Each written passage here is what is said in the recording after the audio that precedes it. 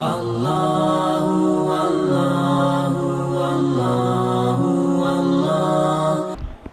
لله رب العالمين والصلاة والسلام على سيد الأنبياء والمرسلين وعلى آله وأصحابه أجمعين أما بعد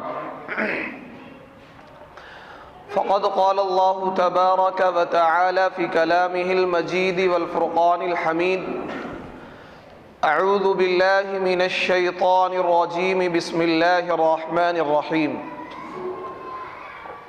سبحان الذي أسرى بعبده ليلا من المسجد الحرام إلى المسجد الأقصى الذي باركنا حوله لنريه من آياتنا إنه هو السميع البصير صدق اللہ العظیم۔ معزز حاضرین کرام، نوجوان دوستوں اور بزرگوں، پچھلے ہفتے میں نے آپ حضرات کے سامنے طائف کا واقعہ بیان کیا تھا، اور میں نے یہ بھی بتایا تھا کہ طائف کے واقعے کے بعد معراج کا واقعہ پیش آیا ہے، اور معراج کے واقعے کے کچھ دنوں بعد ہجرت مدینہ کا واقعہ پیش آیا ہے۔ اللہ کے نبی صلی اللہ علیہ وسلم طائف تشریف لے گئے، اور طائف سے واپسی پر آپ بڑے ہی غمگین اور بڑے ہی پریشان تھے، کیونکہ طائف کے واقعے سے پہلے حضرت خدیجہ اور حضرت ابو طالب کا انتقال ہو چکا تھا، جو اللہ کے نبی صلی اللہ علیہ وسلم کے غمخوار تھے، آپ کو تسلی دینے والے تھے۔ اس کے بعد آپ طائف تشریف لے گئے اس امید کے ساتھ کہ وہاں کے کچھ لوگ ایمان میں داخل ہو جائیں یا ایمان لے آئیں، اس امید کے ساتھ، لیکن وہاں کے لوگوں نے آپ کے ساتھ اچھا سلوک نہیں کیا، بلکہ طائف کے لوگوں نے آپ کے ساتھ بدتمیزی کا معاملہ کیا، اور آپ کے اوپر پتھر برسائے، اور آپ کو برا بھلا کہا گیا۔ اوباش قسم کے لڑکوں نے آپ کو گالیاں دیں، آپ کے خلاف تالیاں بجائیں، شور مچایا، حتیٰ کہ آپ زخموں سے شرابور ہو گئے، لہو لہان ہو گئے۔ اور اس کے بعد آپ وہاں سے جب واپس تشریف لائے تو آپ بڑے ہی غمگین تھے اور بڑے ہی پریشان تھے ان حالات سے۔ تو پھر اللہ رب العزت نے آپ کو اپنے دیدار کا شرف بخشا، اور واقعہ معراج پیش آیا۔ واقعہ معراج کے بیان کرنے سے پہلے کچھ چیزیں بیان کرنا ضروری ہیں، وہ یہ کہ سب سے پہلی بات یہ ہے کہ واقعہ معراج صرف ایک مرتبہ پیش آیا ہے۔ بعض لوگ اس طرح کی باتیں کرتے ہیں کہ واقعہ معراج کئی مرتبہ پیش آیا ہے، ایسا نہیں، صرف واقعہ معراج ایک مرتبہ پیش آیا ہے۔ تمام جمہور صحابہ کا، تمام محدثین کا اس پر اتفاق ہے کہ واقعہ معراج ایک مرتبہ پیش آیا۔ دوسری بات یہ ہے کہ واقعہ معراج آپ کو آپ خود واقعہ معراج پر تشریف لے گئے ہیں، ایسا نہیں کہ صرف خواب میں واقعہ معراج پیش آیا۔ بعض لوگ اس طرح کے بھی ہیں جو کہتے ہیں واقعہ معراج حقیقی نہیں ہے بلکہ منامی ہے، آپ کو خواب میں واقعہ معراج پیش آیا ہے کہ آپ کو خواب نظر آیا، ایسا نہیں ہے، بلکہ آپ بجسد عنصری، آپ اپنے اسی جسم کے ساتھ خود بذات خود جبریل امین کے ساتھ معراج کی سیر پر آپ تشریف لے گئے ہیں۔ جبریل امین آپ علیہ الصلوۃ والسلام کے پاس تشریف لائے، اور وہ آپ کو باقاعدہ معراج پر لے کر گئے ہیں، ایک چیز۔ اب دوسری جو اہم چیز ہے، تو پہلی بات آپ یہ یاد رکھیں کہ واقعہ معراج ایک ہی مرتبہ پیش آیا ہے۔ دوسری بات یہ یاد رکھیں کہ واقعہ معراج جسد عنصری کے ساتھ، یعنی آپ بذات خود تشریف لے گئے ہیں، واقعہ معراج منامی نہیں ہے، خوابی نہیں ہے، بلکہ آپ خود تشریف لے گئے ہیں معراج کے واقعے پر، اور آپ نے جنت و دوزخ کا معائنہ کیا، اللہ کا دیدار ہوا، اور وہ جو لمبا واقعہ پیش آیا وہ۔ اب واقعہ معراج کے تعلق سے یہ کہ واقعہ معراج کب پیش آیا، تو اس میں بہت اختلاف ہے، لیکن ان اختلافوں کو پڑھنے کے بعد جو نتیجہ نکلتا ہے وہ نتیجہ یہ ہے کہ ہجرت سے ڈیڑھ سال قبل واقعہ معراج پیش آیا ہے، یعنی کہ نبوت کے 13ویں سال میں، کیونکہ آپ کی جو مکے کی زندگی ہے وہ 13 سالہ مکے کی زندگی ہے۔ کتنی زندگی ہے؟ 13 سالہ مکے کی زندگی ہے تو نبوت کے 13ویں سال میں واقعہ معراج پیش آیا ہے، اس پر لگ بھگ سارے مورخین کا اتفاق ہے۔ اور یہ بھی کنفرم ہے کہ واقعہ معراج حضرت خدیجہ رضی اللہ تعالی عنہا کی وفات کے بعد پیش آیا ہے، ہجرت سے پہلے پیش آیا ہے۔ تو اکثر مورخین کا، محدثین کا اس بات پر اتفاق ہے کہ واقعہ معراج ہجرت سے کچھ دن ہی پہلے پیش آیا ہے، تو جس کا فیصلہ یوں کیا گیا 1.5 سال پہلے ہجرت کا واقعہ پیش آیا ہے۔ اب رہ جاتا ہے کہ واقعہ معراج کون سے مہینے میں پیش آیا ہے، کون سے سال تو کنفرم ہو گیا کہ نبوت کے 13ویں سال میں واقعہ معراج پیش آیا ہے، واقعہ معراج کون سی تاریخ میں اور کون سے مہینے میں پیش آیا ہے اس میں بھی کافی اختلافات ہیں، لیکن اکثر مؤرخین کا اس پر اتفاق ہے کہ واقعہ معراج کیا ہے، رجب کے مہینے میں پیش آیا ہے، رجب کے مہینے میں پیش آیا ہے۔ اب تاریخوں میں بڑا اختلاف ہے کہ کون سی تاریخ میں پیش آیا ہے، تو سارے اختلافات کو پڑھنے کے بعد حافظ ابن عبد البر اور امام نووی اور کچھ مورخین کا، یعنی اکثر لوگوں کا رجحان یہ ہے کہ واقعہ معراج 27 رجب کو پیش آیا ہے، 27 رجب کو پیش آیا ہے۔ تو یہ موٹی موٹی باتیں واقعہ معراج کے تعلق سے تھیں جو بتانی ضروری تھی۔ اور ایک بات کی وضاحت یہاں پر اور بھی کر دی جائے کہ واقعہ معراج یہ پیش آیا ہے، اس سے کوئی انکار نہیں ہے، لیکن ایسا نہیں ہے کہ واقعہ معراج جس تاریخ میں پیش آیا اس تاریخ میں ہم کوئی فنکشن کرنے لگیں، کوئی مطلب اسپیشل کام کرنے لگیں۔ بھائی ایسا ہوتا ہے نا، بھائی آج کیا ہے، شب معراج ہے، تو شب قدر کی طرح اس دن جاگنے لگتے لوگ کہ بھائی آج کیا ہے، شب معراج ہے، آج شب معراج ہے، اس دن کی لوگ عبادتیں گھڑ لیتے ہیں، بھائی آج شب معراج ہے تو آج یہ والا ذکر کیا جائے یا یہ والی تلاوت کی جائے، آج قرآن میں سے یہ پڑھا جائے یا آج روزہ رکھا جائے۔ یہ سب کیا ہے، من گھڑت باتیں ہیں، یہ سب من گھڑت باتیں ہیں۔ ایسا اللہ کے نبی صلی اللہ علیہ وسلم سے اور صحابہ سے قطعاً ثابت نہیں ہے کہ شب معراج میں، یعنی 27ویں رجب جو مطلب شب معراج کہلاتی ہے، مطلب اس رات 27ویں رجب کو معراج کا واقعہ پیش آیا، تو اب اس معراج کے واقعے کو دلیل بنا کر اس رات کو ہم متبرک سمجھنے لگیں، افضل سمجھنے لگیں، یا اس رات کی کچھ اور خصوصیت ہم ثابت کرنے لگیں اور اس میں کچھ اسپیشل عمل کرنے لگیں، تو یہ جائز نہیں ہے۔ بات سمجھ آ رہی ہے؟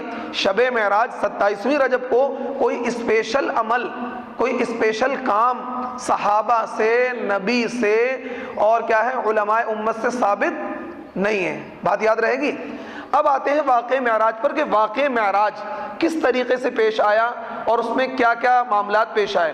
نبی علیہ الصلوۃ والسلام کو جو واقعہ معراج پیش آیا ہے کہ آپ علیہ الصلوۃ والسلام آپ حرم کے آس پاس ام ہانی کے گھر پر بعض میں روایت میں آتا ہے سو رہے تھے، اور آپ کو کیا ہے وہاں سے آپ کو بیدار کیا گیا، خانہ کعبہ میں لے جایا گیا، اور پھر خانہ کعبہ سے آپ کو جبریل امین مسجد اقصیٰ لے گئے۔ مسجد اقصیٰ فلسطین کے اندر واقع ہے، جو جسے قبلہ اول ہونے کا شرف حاصل ہے۔ نبی علیہ الصلوۃ والسلام کو وہاں لے جایا گیا، اور وہاں کیا ہے تمام انبیاء کا اجتماع تھا۔ کیا تھا؟ تمام انبیاء کا اجتماع تھا۔ اللہ کے نبی صلی اللہ علیہ وسلم کو ان تمام انبیاء کی امامت سونپی گئی کہ آپ ان کو نماز پڑھائیں، آپ ان کو نماز پڑھائیں۔ کیوں؟ ہمارے جو نبی ہیں، اس واقعے سے ایک بات یہ ثابت کی جاتی ہے کہ آپ امام الانبیاء ہیں، آپ نے تمام نبیوں کو نماز پڑھائی، آپ سید الانبیاء ہیں، آپ تمام نبیوں کے سردار ہیں، اور آپ خاتم الانبیاء ہیں۔ آپ کے بعد اب کوئی نبی آنے والا نہیں ہے، نبوت کا دروازہ مکمل طریقے سے بند ہو گیا ہے۔ تو تمام نبی مسجد اقصیٰ کے اندر موجود تھے، اور حضرت جبریل امین نے براق کو باہر چھوڑا، نبی علیہ الصلوۃ والسلام کو مصلی پر لے جایا گیا، اور آپ علیہ الصلوۃ والسلام نے تمام نبیوں کو امامت کرائی۔ آپ علیہ الصلوۃ والسلام نے کیا کیا؟ تمام نبیوں کو امامت کرائی، اور امامت سے فارغ ہونے کے بعد نبی علیہ الصلوۃ والسلام کو معراج پر لے جایا گیا، اور پھر وہاں پر کیا ہے پہلے آسمان پر پہلے آسمان، پھر دوسرا آسمان، پھر تیسرا آسمان، پھر چوتھا آسمان، ہر آسمان پر کسی نہ کسی نبی سے ملاقات ہوئی، ہر آسمان پر کسی نہ کسی نبی سے ملاقات ہوئی۔ جو سب سے آخری آسمان ہے جہاں پر اب اللہ کا عرش واقع ہے، اور وہاں جو بیت المعمور ہے، جو بیت المعمور جیسے کہ ہمارے یہاں خانہ کعبہ ہے، خانہ کعبہ کی بالکل سیدھ میں، خانہ کعبہ کی بالکل سیدھ میں اوپر کیا ہے بیت المعمور ہے، اور اس کا بھی طواف کیا فرشتے کرتے رہتے ہیں، اس کا طواف ہر وقت فرشتے کرتے رہتے ہیں خانہ کعبہ کی طرف، وہ بھی بالکل خانہ کعبہ کی بالکل سیدھ میں ہے، جہاں پر خانہ کعبہ واقع اس کی سیدھ میں بیت المعمور ہے، اور اس بیت المعمور کا طواف فرشتے کرتے رہتے ہیں۔ تو پھر وہاں پر ایک مقام آتا ہے سدرۃ المنتہا، کیا آتا ہے؟ ایک مقام آتا ہے سدرۃ المنتہا، اور سدرۃ المنتہا سے آگے جانے کی اجازت کسی کو نہیں ہے۔ سدرۃ المنتہا، سدرہ کے معنی آتے ہیں بیری کا درخت، سدرہ کے معنی آتے ہیں بیری کا درخت، اور منتہا کے معنی آتے ہیں آخری جگہ، بس انتہا ہے، یہاں سے آگے کیا ہے کسی کو جانے کی اجازت نہیں ہے۔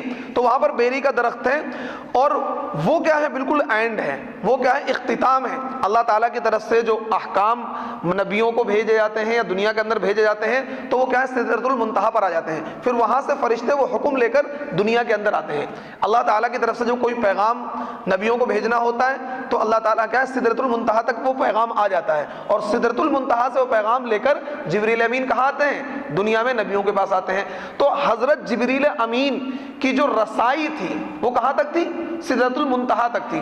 جب نبی علیہ الصلوۃ والسلام کو سدرۃ المنتہا پر لے کر پہنچے ہیں تو حضرت جبریل امین نے کہا کہ اے نبی صلی اللہ علیہ وسلم، بس اب اس سے آگے میری کیا ہے اوقات نہیں ہے، میری وسعت نہیں ہے کہ اس سے آگے میں جا سکوں، بس میری انٹری یہاں تک تھی، میری انٹری یہاں تک تھی، اس سے آگے آپ جائیں، اس سے آگے آپ جائیں۔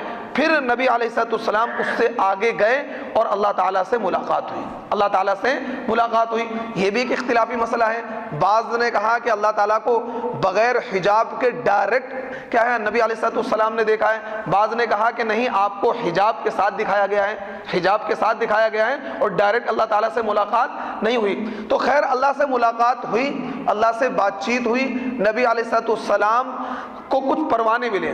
اور یہ واقعہ معراج کیوں پیش آیا؟ اس کی وجہ یہ تھی کہ نبی علیہ الصلوۃ والسلام غمگین تھے، حالات سے پریشان تھے، کیونکہ یکے بعد دیگرے آپ کو صدمے لاحق ہوئے، حضرت خدیجہ کی وفات، حضرت ابو طالب کی وفات، پھر طائف کا واقعہ۔ تو کیونکہ اللہ سے ملاقات ہو گئی تو آپ کا دل مطمئن ہو گیا اور آپ کا دل کیا ہے خوش ہو گیا، تو اللہ تعالیٰ سے وہاں ملاقات ہوئی، اور پھر اللہ تعالیٰ نے کچھ احکامات دیے۔ وہیں پر بہت سی گفتگو بات چیت ہوئی، وہاں پر ایک بات یہ بھی ہوئی کہ ان اللہ لا یغفر ان یشرک بہ ویغفر ما دون ذلک لمن یشاء، کہ اللہ تعالیٰ شرک کے علاوہ ہر گناہ کو معاف کر دے گا، شرک کے علاوہ ہر گناہ کو معاف کر دے گا، لیکن شرک کی معافی قطعاً نہیں ہوگی، شرک کی معافی قطعاً نہیں ہوگی۔ اگر کوئی بندہ اللہ کی ذات میں، اللہ کی صفات میں کسی کو شریک ٹھہرائے گا تو اس کی معافی اللہ تعالیٰ کا قطعاً نہیں ہے۔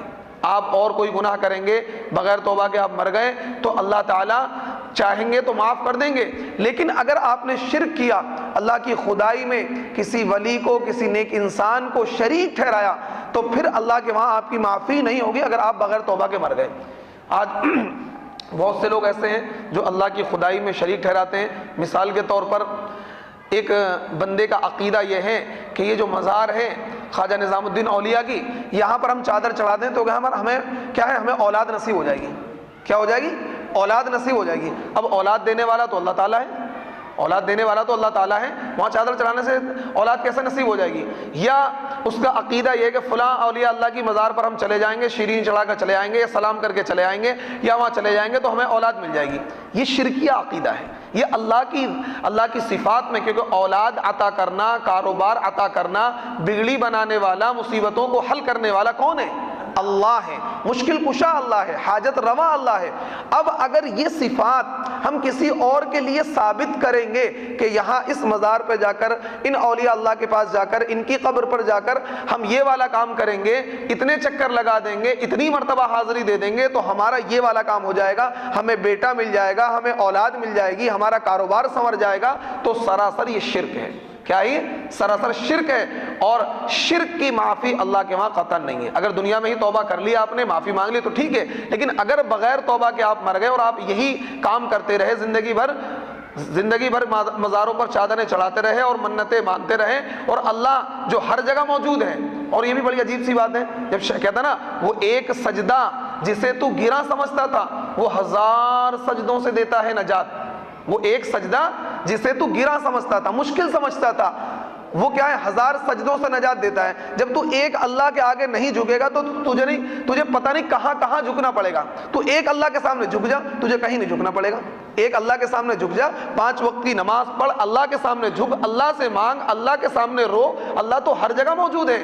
اسی وجہ سے علامہ اقبال نے بڑی گہری بات کہی، وہ ایک سجدہ جسے تو گراں سمجھتا ہے وہ 1000 سجدوں سے دیتا ہے نجات۔ جب تو ایک اللہ کے آگے نہیں جھکے گا تو پتہ نہیں تجھے کہاں کہاں ماتھے ٹیکنے پڑیں گے، کہاں کہاں تجھے جھکنا پڑے گا۔ یہ ان لوگوں کا حال ہے جو اللہ کے سامنے سر نہیں جھکاتے۔ اب ظاہر سی بات ہے 1000 لوگ، تو اللہ کے سامنے سر جھکا لے، اللہ سے مانگ لے، اللہ سے اپنا کیا ہے توکل، اپنا ایمان مضبوط کر لے، انشاءاللہ تجھے کہیں سر جھکانے کی ضرورت نہیں ہے۔ تو اس لیے یہ جو عمل ہے، یعنی کسی بھی انسان کو، کسی بھی اللہ والے کو، کسی بھی نیک انسان کو اس طرح کی صفات ثابت کرنا۔ بعض لوگ حضرت علی کے تعلق سے یہ عقیدہ رکھتے ہیں کہ علی مشکل کشا ہیں، اور یہ جملہ بھی استعمال کرتے ہیں، اور ہمارے معاشرے میں ایک جملہ بڑا چلتا ہے، یا علی مدد، یہ سنا ہوگا، یا علی مدد، تو یہ سراسر شرکیہ جملہ ہے۔ علی کیسے مدد کر سکتے ہیں؟ ہم بچپن میں ہم بھی کہہ دیا کرتے تھے، اللہ میں معاف کرے، یہ جیسے کسی لڑتے تھے نا، یا علی مدد، ایسے کرتے تھے نا بچپن میں، کسی لڑائی ہوتی تھی، یا علی مدد، یہ جملہ ایک بہت زبان زد ہے، تو یہ شرکیہ جملہ ہے، کیونکہ علی کیسے مدد کریں گے؟ علی اللہ تھوڑی ہیں، علی خدا تھوڑی ہیں، تو علی مولا مشکل کشا، یہ شرکیہ جملہ ہے۔ ایک جملہ آپ کو اور بتا دوں، جو بات آ گئی ہے، بعض لوگ ہم لوگ کہتے ہیں اللہ اور اس کے رسول نے چاہا، کیا کہتے ہیں؟ اللہ اور اس کے رسول نے چاہا یہ کام ہو جائے گا، نہیں، صرف اللہ جو چاہے گا وہ ہوگا۔ یہ جملہ بھی شرکیہ جملہ ہے۔ کہتے ہیں نا بھئی اللہ اور اس کے رسول نے چاہے کام ہو جائے گا، کہتے نہیں کہتے ہیں؟ یہ نہیں کہنا چاہیے، قطعاً جائز نہیں ہے۔ اکیلا اللہ جو چاہے گا وہ ہوگا، یہ کہنا اللہ اور اس کے حبیب نے چاہا تو ایسا ہو جائے گا، اللہ اور اس کے رسول نے چاہا تو ایسا ہو جائے گا، نہیں، صرف اکیلا اللہ جو چاہے گا وہ ہوگا۔ تو یہ عقیدہ رکھنا علی کے تعلق سے یا کسی کے بھی تعلق سے، یہ قطعاً کہ وہ مشکلوں کو دور کر سکتا ہے، کوئی نبی ہو، کوئی ولی ہو، کوئی پیغمبر ہو، کوئی اللہ والا ہو، کوئی مزار والا ہو، اس کے لیے عقیدہ رکھنا کہ ہمارا یہ کام یہاں سے بن سکتا ہے، یہ شرک ہے، اور شرک کی معافی اللہ کے وہاں نہیں ہے۔ تو نبی علیہ الصلوۃ والسلام واقعہ معراج میں ایک تحفہ اور ملا۔ وہ تحفہ کیا تھا؟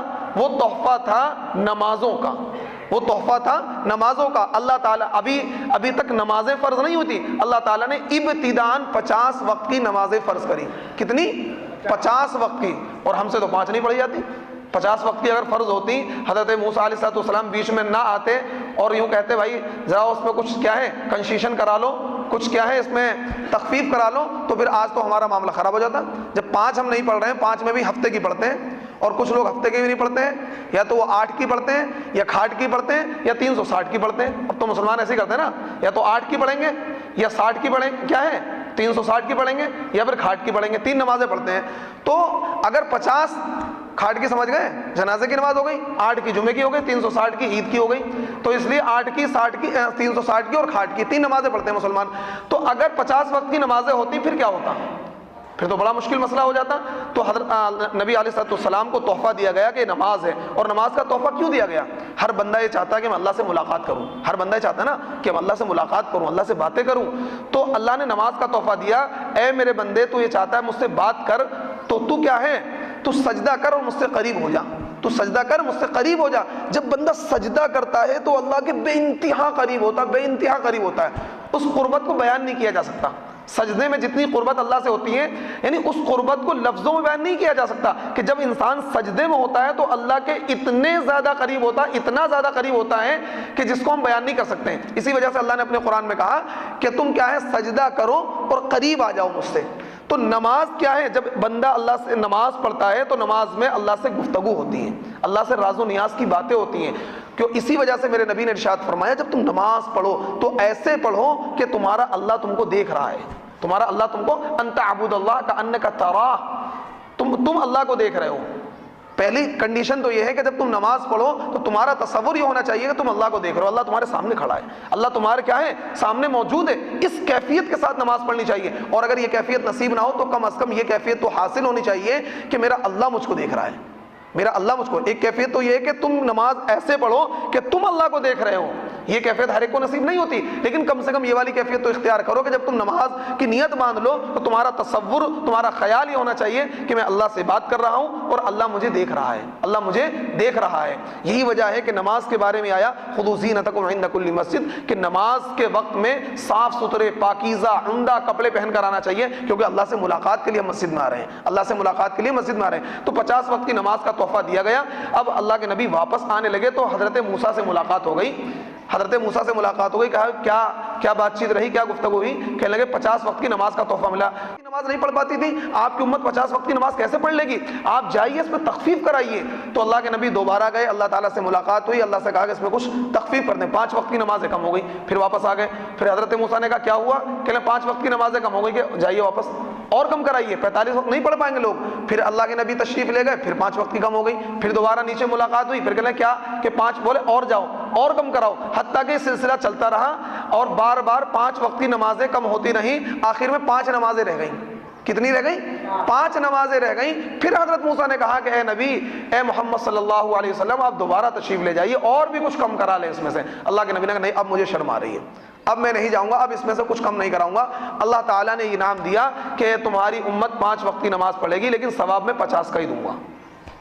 لو یہ بھی آفر ہے، دیکھو نا، گیٹ بائی ون فری، ایک کے ساتھ ایک فری۔ تو 50 وقت کی نماز آپ پڑھیں گے، 50 وقت کی آپ نماز پڑھیں گے اور 5 وقت کی نماز پڑھیں گے، 50 وقت آپ کو ثواب ملے گا۔ یہ اس امت پر اللہ رب العزت کا احسان عظیم ہے کہ 5 وقت کی نماز پر کتنا ثواب مل رہا ہے؟ 50 وقت کی نماز کا ثواب مل رہا ہے۔ اور پھر اس پر بڑی فضیلتیں ہیں کہ مسجد میں نماز پڑھیں گے، ایک نماز اگر آپ مسجد میں باجماعت پڑھتے ہیں تو 27 نماز کا ثواب ملے گا۔ کتنی نماز کا؟ 27 نماز کا۔ اور اگر وہ نماز آپ جامع مسجد میں پڑھیں گے تو 500 نمازوں کا ثواب ملے گا۔ اور وہی نماز آپ کیا ہیں، مسجد نبوی میں یا مسجد اقصیٰ میں پڑھیں گے تو 50,000 نمازوں کا ثواب ملے گا۔ وہی نماز آپ خانہ کعبہ میں پڑھیں گے تو ایک نماز پر 1,00,000 نماز کا ثواب ملے گا۔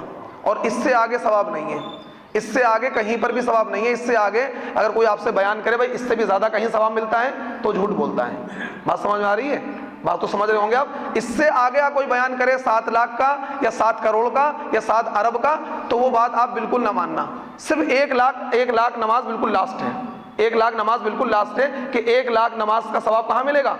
حرم میں آپ کو ملے گا، اور اس سے زیادہ ثواب آپ کو کہیں نہیں ملے گا۔ اس سے زیادہ اگر آپ سے کوئی بیان کرے بھائی وہاں یہ کام کرنے کے بعد یا ایسا کام کرنے کے بعد اتنی نماز کا ثواب ملے گا تو آپ سمجھ جانا یہ جھوٹ بول رہا ہے بندہ، یہ بندہ اپنی طرف سے بیان کر رہا ہے، ایسا کہیں بھی کچھ موجود نہیں ہے۔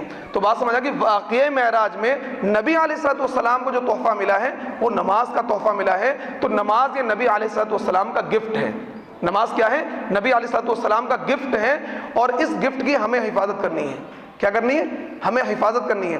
آج ہمارا مزاج یہ ہے کہ اگر ہمیں کوئی گفٹ دے دے، چاہے وہ ادنا سا ہمارا چاہنے والا کوئی ہمیں گفٹ دے دے، نوجوان تو اس چیز کو گفٹ کو بہت سمجھتے ہیں ماشاءاللہ، نوجوانوں تو گفٹ بڑی بات سمجھ آتی ہے، بڑے بوڑھے تو شاید نہ سمجھ پائیں، لیکن نوجوان گفٹ کو بہت سمجھتے ہیں۔ اگر انہیں کوئی گفٹ دے دے تو بڑا سنبھال کے رکھتے ہیں، بڑا سنبھال، بھائی کیا ہے فلاں نے گفٹ دیا ہے، یہ گفٹ ہمارا ہے، بڑا قیمتی ہے، چاہے وہ کتنی ادنا سے ادنا گفٹ ہو وہ بڑا سنبھال کے رکھتے ہیں، اس کی قدر کرتے ہیں۔ تو نبی علیہ الصلوۃ والسلام کو جو تحفہ دیا گیا اللہ کی طرف سے، جو گفٹ دیا گیا ہے وہ کیا ہے؟ وہ نماز ہے۔ یہ نماز میرے نبی کا تحفہ ہے، جو میرے نبی کو تحفتاً کس نے دیا تھا؟ اللہ تعالیٰ نے دیا تھا۔ تو ہمیں نبی سے محبت ہے، اور یقیناً ہے، نبی کی محبت کے بغیر ہم ایمان والے نہیں ہو سکتے ہیں۔ تو نبی سے محبت کا تقاضا یہ ہے کہ ہم نبی کے گفٹ کی حفاظت کریں، نبی کے گفٹ کی حفاظت کریں، نبی کے تحفے کی حفاظت کریں۔ تو ہمیں چاہیے کہ ہم نماز کا خصوصی اہتمام کریں اور نماز کو پابندی کے ساتھ، شرائط کے ساتھ پڑھیں۔ لیکن افسوس، صد افسوس، مسلمانوں کا بہت بڑا طبقہ، میرا اپنا ماننا یہ ہے کہ 2-3% لوگ نماز پڑھتے ہیں، 2-3%، اس سے زیادہ لوگ نماز نہیں پڑھتے ہیں۔ یہ بڑی ہی شرم کی بات ہے اور بڑی ہی غیرت کی بات ہے کہ جن حالات سے ہم اور آپ گزر رہے ہیں ان حالات میں بھی ہم نماز نہیں پڑھتے ہیں۔ اللہ رب العزت ہمیں نماز پڑھنے کی توفیق عطا فرمائے۔ واقعہ معراج کے تعلق سے کچھ چیزیں ابھی اور ہیں، وہ انشاءاللہ اگلے ہفتے بیان ہوں گی۔ جنت و دوزخ کا جو آپ نے معائنہ کیا ہے اور بھی کئی ساری چیزیں پیش آئی ہیں، اس کو بھی انشاءاللہ اگلے ہفتے بیان کیا جائے گا۔ اللہ رب العزت ہمیں اعمال صالحہ کی توفیق عطا فرمائے۔ وآخر دعوانا ان الحمد للہ رب العالمین۔